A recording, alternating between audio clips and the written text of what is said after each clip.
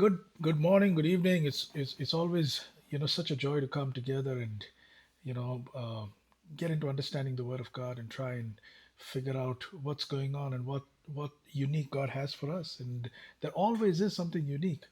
And today I've got something else that I'm going to talk about, which I think is going to be very interesting. And I think it's going to be very practical. People spend billions and billions on this subject, and I hope you find it interesting. A 4-year old's description of creation. In the beginning, which was close to the start, there wasn't anything except God, darkness and some gas.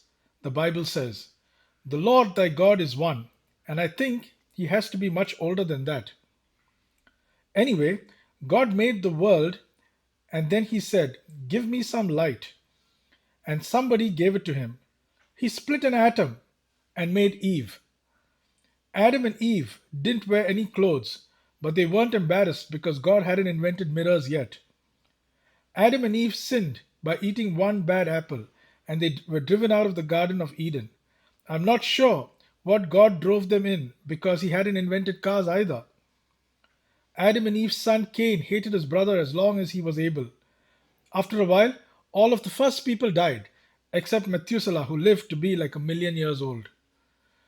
So that's an adaptation of a 4-year old in today's day and age, where they use phrases like million years old. But let's move on to something that I've got that's really interesting. The message is entitled "Burning Daylight," and the phrase "burning daylight" was something that existed, especially in the western part of the world. In the winter time, your window for daylight was very short. Now, typically in the summer, you would have longer days, and when you would have longer days, you had more time to fulfill the chores that you had. In the winter, there wasn't electricity and stuff like that, like the way we have today. So typically what would happen is everything that you would accomplish over a whole lot of hours in the winter needed to be done in much shorter hours, because it starts getting bright by only about 8 o'clock, 8:30 in the morning, depending on where you are, and it gets dark by 4 o'clock in the evening. 3:30, 4 o'clock in the evening, it starts getting dull. By 4:35, it's pitch black. So that's the phrase. That's how the phrase "burning daylight" came, which means don't waste time. We don't have time to waste. We've got to get a move on. We've got to go ahead and get things moving. And that's what I've titled the message "Burning Daylight," which is in terms of how we've got to be more mindful of how we use our time. And that's what I'm going to talk about a little bit. Ephesians chapter 5, verse 15 says, "Therefore, see that you walk carefully, living life with honor, with purpose and courage, shunning those who tolerate and enable evil, not as the unwise, but as wise, sensible, intelligent, discerning people, making the very most of your time on earth, making the very most of your time on earth, recognizing and taking advantage of each opportunity and using it with wisdom and diligence, because the days are filled with evil." So the Bible very clearly tells us that you've got to make good use of your time on earth. And uh, the days just come and the days just disappear, and sometimes we don't even know what happened to the time. We don't even know what happened to the day, and we think, yeah, you know what, there's a long ways to go, there's a long time to go, there's a long week to go, this is just Monday. And we don't realize the amount of time that we kind of lose out. And the Bible warns us about it and says, make sure you take every opportunity with diligence, because days are filled with evil. And that's what we've got to be careful of, and that's what I want to talk about today. The time, uh, the time just flies so quickly. And every time I think about time flying quickly, and even when I was putting this together, I was thinking about the famous Alan Jackson song. I love the song. I think it's a beautiful rendition of "Remember When." And he says, "30 seems so old, but now it's just a stepping stone." And we were listening to it the other day also, and I was telling myself, I said, there was a point in time when 30 seems so old. We said, somebody that's 30, my goodness, I wonder what we will be like when we get there. And now, I wonder where 30 went. I can't see it in the rearview mirror. That's how far behind it is. But that's the reality of life, all right? Things move so fast, times move so fast. We've got to be conscious of it. When one is young, we think we have 50 or 60 years ahead of us and we can accomplish anything. It's okay, I'll take it easy this year. I'll take it easy next year. It doesn't matter. I'll How does it matter if I just lose 1 year? How does it matter if I lose 2 years? I can still make up. But then we forget to understand that there are multiple things that also impact us. The physical aspect, the aging aspect, the economy, so many things around us. Not everything falls in line like the way we think it's going to fall in line. It all falls in line according to its own purpose, and that's what we've got to keep in mind, right? So I was looking at some numbers and I was looking at some statistics to find out, time management is such a huge concept. And time management is a concept that every management school is talking about. The first thing that I learned when I, got into, the corporate world and management and everything was how do you manage your time effectively? So, I was looking at it to try and understand. It's such a big topic. It's such a huge topic. How big is it really? And then I figured out that right now, the total number of books, training materials, and management time spent on this particular subject is $8.8 billion. And by 2033, this is expected to go to $21 billion. So you look at it, the amount of money people are spending to figure out how to manage time effectively. It's a huge, colossal amount of money, which means there's something that's really, really important. Fortunately for us, you know, there are some very few things that we can do very easily, very quickly, and we can accomplish some of these things without any stress and without any pressure. And that's what I want to spend some time talking about today. And believe me, some of the things that I'm talking about is not even scratching the surface. But I think if you can you know implement some of these things, then you can accomplish a lot more than you accomplish today. And these are some specific time stealers that I'm going to talk about, and how we get entangled in the web of these time stealers, and these time stealers help us lose or ensures that we're burning daylight. And when we're burning daylight, we lose the plot. And the enemy is always trying to create a distraction for us to burn daylight, because if that happens, then we feel like we haven't accomplished anything. We feel like we are failure. We feel like we haven't done anything good, and condemnation begins to take root. You have to understand that the enemy will do anything to make you not accomplish the purpose that God has ordained for you. And one of the things that he uses very effectively are time stealers that gets away from us very, very quickly. And that's what we've got to be really careful of. So I want to focus on a couple of things that that actually steal our time, and I'll just walk you through a couple of these aspects, which will help you get a sense of how you can improve in these small areas, and it'll make such a huge difference to your life. Believe me, the subject is so vast, right? I mean, these training sessions go on for weeks just on this one subject, and I'm trying to cover all of this in a few minutes. So I'm not going to, obviously I'm not even going to scratch the surface, but I'll do what I can. When I started in the corporate space, we grew up in you know the old India, where you could be 5 minutes late and it didn't matter. You could be 10 minutes late and it didn't matter, or you could even be 20 minutes late or even an hour late and it didn't matter, right? People, it became just such a part of the ecosystem that it was okay. I mean, 10 minutes late was not looked at as something bad. And then when I got into the corporate world, then it became a bit of a culture shock, because that's when I started getting trained to understand that if you've got to be in at 5 o'clock, you got to be in at 4:45, not at 5 o'clock, because you be in at 4:45, get ready, and at 5 o'clock dot, things start. Things don't start at 5:01 or 5:02; they start at 5 o'clock. And especially when we would have meetings and conference calls and stuff like that. Uh, if you were 5 minutes late, they would log off the meeting, and they're gone, and they mark you as someone that didn't attend, or you were absent, or a no show. So it was very, very critical for us that you had to be there on time. And I had the habit.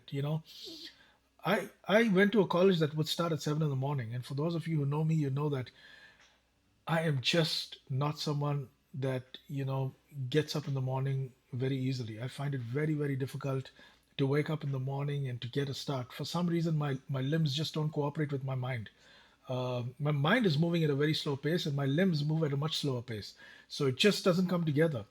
And my college would start at 7 o'clock. It's a different thing that I would work till late in the night and do my studies and stuff. But I would go to college, and I think 2 days in a week, or maybe even 3 days in a week, we had this lecturer who used to do economics for us.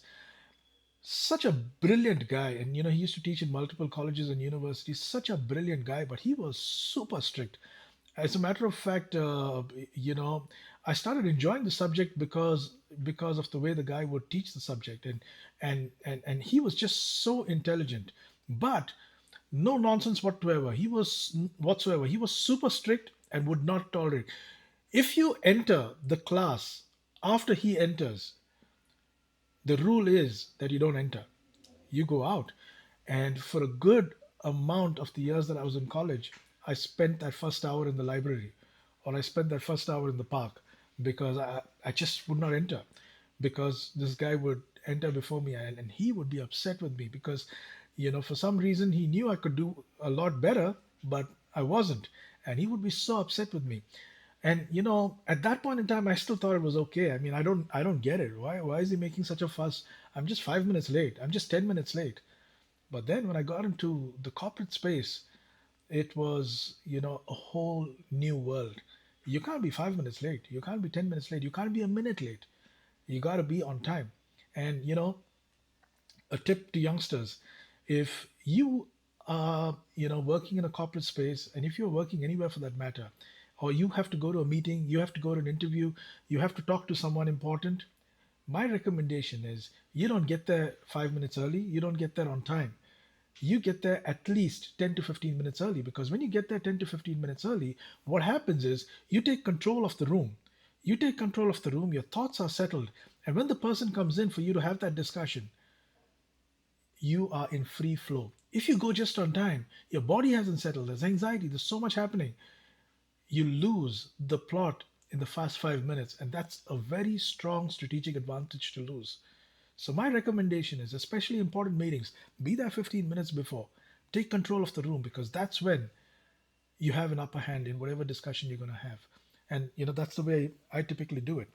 So, I'm going to talk about, a couple of these aspects, and I've broken it into three categories. One is digital distractions, one is lifestyle habits, and then the third is environment and planning. I've broken it into just, three categories, and I'll talk about them, very, very quickly. So the first one is digital distractions. So one of the things that we do right now endlessly, and I've spoken about it multiple times in the past, is endless scrolling, mindlessly browsing feeds, watching autoplay videos, and just going on and on. And sadly, the children are getting hooked to that lifestyle as well. From toddlers to children that are going to schools to college going kids, everyone is getting hooked onto that lifestyle. And this is a huge life stealer, or a huge time stealer. You got to be very, very careful. See, the point is this: keep it aside for when you have free time. When you have free time, you can do it no problem whatsoever, right? But the problem is, a lot of times we do that at the start of our day. A lot of times we do that when we've got so many 10 other things that need to be done.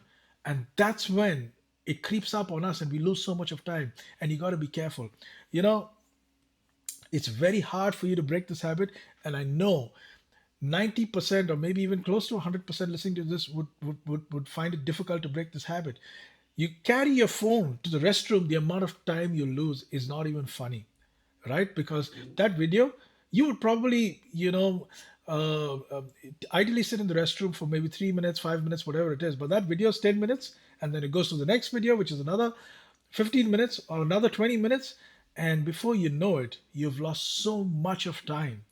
So you got to be very conscious. And ideally, you'd probably go to the restroom at the start of your day, I'm assuming. So straight away you lose a good chunk of time at the start of your day. So avoid this endless scrolling, especially at the start of your day. You can do it perfectly fine at the end of the day, or when you have 20 minutes to spare, 30 minutes to spare. Nothing wrong with it, right? But if this dominates the start of your day and tasks are getting impacted, then this is something you got to watch. This is something you got to be a little careful of. So be careful of endless scrolling, because what it also does is it rewires our brain. It rewires our brain to expect things to come at a certain pace. We're not learning. We get irritated quicker. We get angry quicker when things don't move at the same pace.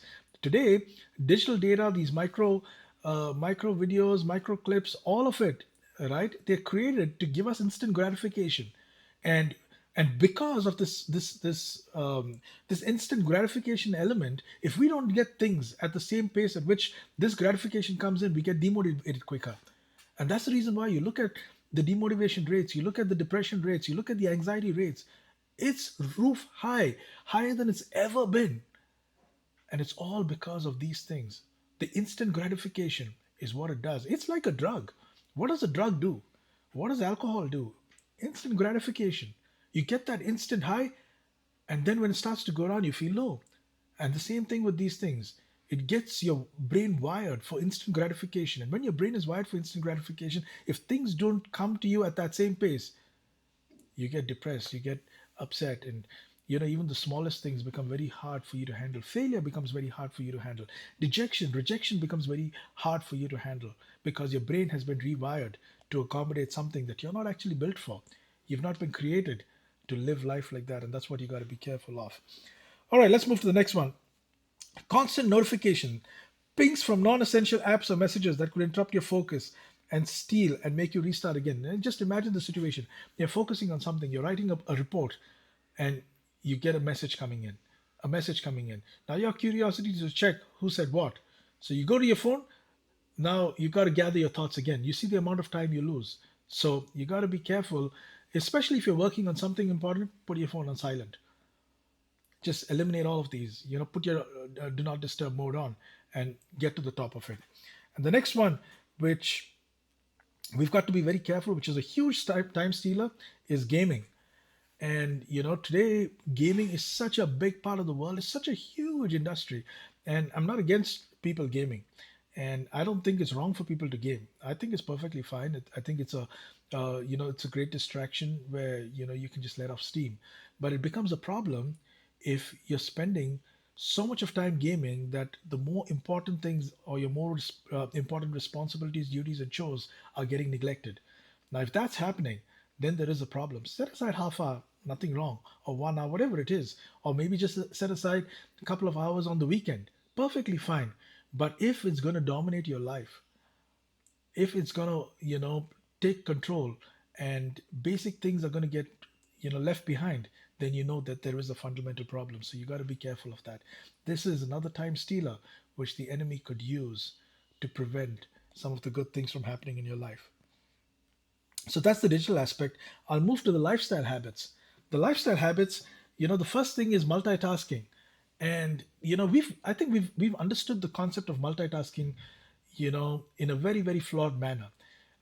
You've got a lot of people that have told you you've got to learn to multitask. You got to learn to multitask. If you can't multitask, you can't work for me. If you can't multitask, you can't be successful. If you're a multitasker, I think you're going to be really efficient. Now, what is the definition of multitasking? And that's what I have to break down to help you understand what it typically is.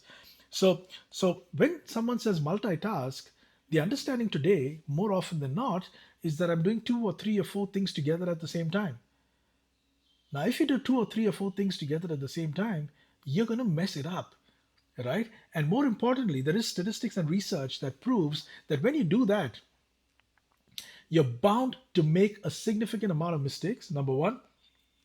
Number two, your efficiency drops down by 40%. 40% drop of efficiency. And I'll give you a classic example. For example, you're writing a work report. At the same time, you're participating in a virtual meeting. You need to listen to what they're saying. And at the same time, you're replying to instant messages. What is the chances you're going to make a mistake? The report is going to have something from one of your messages, or your message is going to have something from your report, or something or the other is going to happen. Am I right? It will definitely happen, because it happened to me multiple times. The point is, multitasking is not about doing multiple things at the same time, right? Because you will get exhausted, you will get tired, and you will be inefficient. Instead, the term multitasking is using your time more efficiently. For example, and I was trying to look for a good example with respect to multitasking. And I'll give you a very crude example. For example, you can put something up on the stove and it needs to boil. Now, you don't need to look at it boiling, it's not going to change how quickly it's going to boil. Now, between that time, you can do something. Finding use of your time in between tasks. Now, that is multitasking, right? It's not about doing three, four things at the same time, because if you're doing three, four things at the same time, you're going to mess it up. So finding things to do in between tasks, that is multitasking. And that becomes efficient. Now there are also some things that you can multitask. Like say for example, complex tasks versus simple tasks. And a good example is you can be uh, cleaning while listening to music. That's perfectly fine. You don't need to concentrate on the music, right? It's just playing on the background and it's kind of appealing to your senses. Stuff like that is perfectly fine, but you can't do multiple complex tasks together because it will be exhausting and you will fail, you will make mistakes, right? So multitasking is doing tasks in between the time between each of the tasks, not together simultaneously, especially complex tasks, right? So that's the first one. So, lifestyle habits. The next lifestyle habits is procrastination. What is procrastination? Procrastination is me postponing things that I can do now. I always say this. When we were in school, we had, our principal that always said, tomorrow is a bad word. If something can be done today, it should be done today. Don't say tomorrow. And he said it and we used to laugh about it, and it used to be you know something we used to joke about. But in essence, when I think about it, it makes so much of sense. It makes so much of sense. If you can do something today, why push it out to tomorrow? Because tomorrow will have something else you need to do that you could get caught up with. So you got to be careful of procrastination. A lot of times procrastination takes place because we're either burnt out or we dread the complexity of the task that is ahead of us, or we're just plain lazy. And a lot of times procrastination, I was thinking about it yesterday when I was putting this together. When we're talking about procrastination, most often everything gets categorized into this one bucket called you're lazy, that's the reason why you procrastinate. But then I was breaking it down, I was thinking about it. I procrastinate some tasks as well, especially complex tasks, because I don't want to indulge, because I know once I get in, it's just gonna, just take a whole lot of my time. So you try and push it out, right? At the same time, you're so burnt out that if I have to get into something, I don't just have the energy for it. And that's the reason why we procrastinate. And it's important for us to understand that procrastination doesn't help fix things. Instead, it only prolongs the problem further. I was reading a very interesting, kind of excerpt. It's a story about bisons. Bisons instinctively charge directly into an approaching storm instead of running away from it. So when they can sense that there is a storm coming, they run towards the storm instead of moving away from it. By running straight into the harsh weather, a bison minimizes the amount of time they are exposed to the storm's fury and quickly emerge on the other side.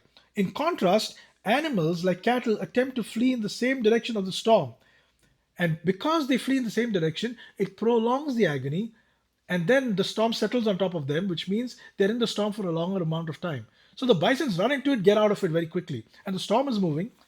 The storm is moving in one direction, the bison's moving in one direction, so they move very quickly.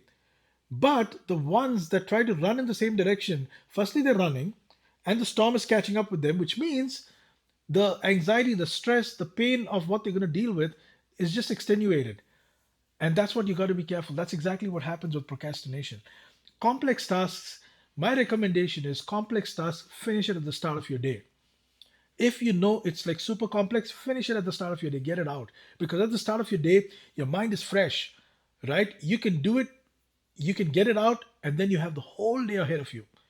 Don't the common mistake that people make is they keep complex tasks for the middle of the day or the end of the day. By that time, what happens is you're mentally tired, you're not looking forward to it, and there's a good chance it's going to get pushed out to the next day or the next week or the next month. And that's when it will impact us because it'll come back to bite you at some point or the other. You know, I travel quite a bit, and because I have to travel quite a bit, one of the things that becomes super difficult for me is filing my expense report. filing my expense report where we need to track our bills and we need to track our expenses, and we've got to give an account for everything that we've spent, because obviously the company pays us for what we do. And it's not difficult, to be honest, right? I think you just need to be a little organized and get it together, but it takes a little bit of time. And I just find it so cumbersome, and oftentimes I just try and push it out. But the fact of the matter is, we got a policy that you got to finish it in 72 hours, and then before you know it, I have finance calling me asking me why it's not been sent, and then I'm trying to play catch up. So now I realize that once I finish travel, I go back that same day, I try to get it out as soon as I get in front of my desk, because I know it's a difficult task. Get it out, then you have the whole day in front of you. So procrastination usually gets very complicated because we don't try and eliminate the task.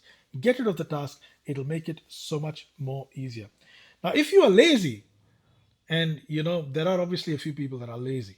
So if you are lazy, then the Bible tells us in Proverbs chapter 6, 9 to 11, how long will you lie there, O sluggard? When will you arise from your sleep?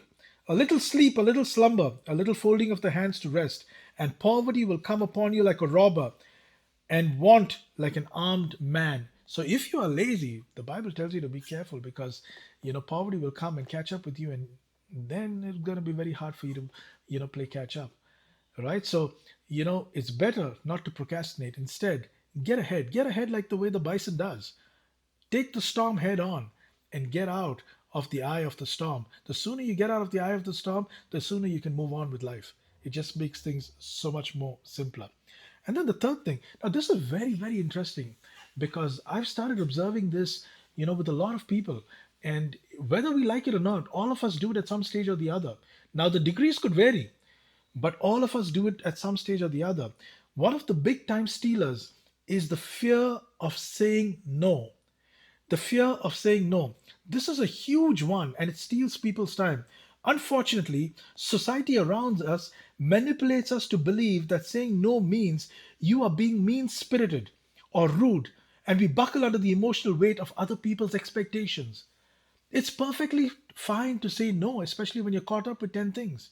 Now, if you have the time, it's perfectly okay. But if you don't have the time, if you know you don't have the bandwidth, it's perfectly fine to say no. When people ask for assistance, they are requesting you for a favor, and you have every right to say no. Even God says no. If God knows it's not the right time, He says no. And if God says no, you and I have the right to say no as well. and and and God doesn't have a problem with people kicking their heels and fighting and throwing tantrums, and I'm not going to go to church because you did not give me what I want, and throwing tantrums like a 3-year old. God doesn't mind it. The same with people. When people have a meltdown because of their so-called emergency or their so-called drama, because you said no, it's perfectly fine. Don't fall under the guilt and condemnation of their emotional breakdown. That's not on you, that's on them. It's perfectly fine to say no, because if you don't say no, you will be the one that will you will get burnt out. And this is a huge time stealer that we've got to be very, very cautious of. I'm not for a minute saying that don't help, but you can do it when it's convenient, when it doesn't put stress and anxiety upon you. And a lot of times there are people, whether we like it or not, society is full of people that like to manipulate you to do things, and they like to shirk responsibilities. They like for you to do things and make you to do the dirty work. Just to get things moving or to get things done. It's perfectly fine to say no. They may get throw a tantrum to begin with. They may throw a tantrum again. They may throw a tantrum a third time. It's important for them to know that their drama is never going to be your emergency. The minute you start making their drama your emergency, there's going to be a problem. So learn to say no. And we all do it in different degrees. As a matter of fact, even I do it. There are times just to accommodate someone. I know it's not okay, but I do it. Right? And we all do it. We all go out of our way.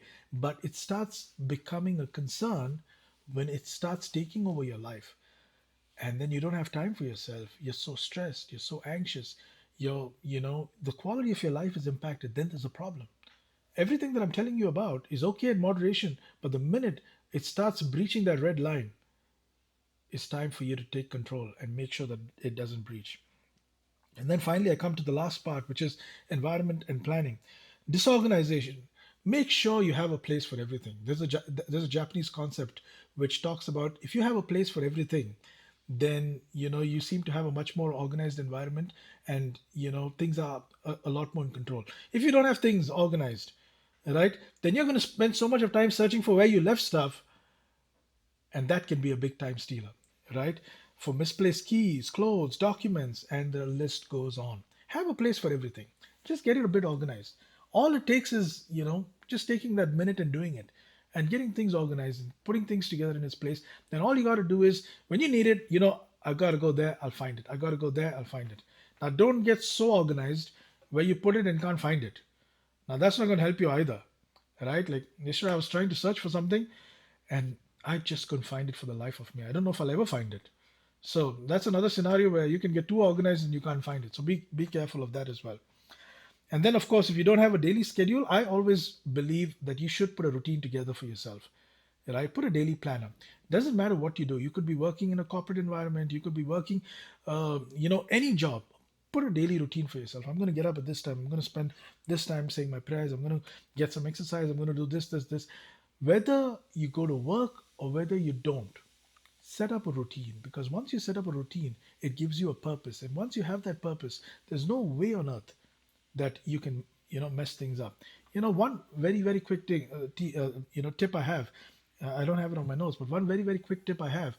And there are multiple tools to help, especially with time management. I've just covered very very small aspects of it, but one thing that can really help, there's something called as the 2 minute rule.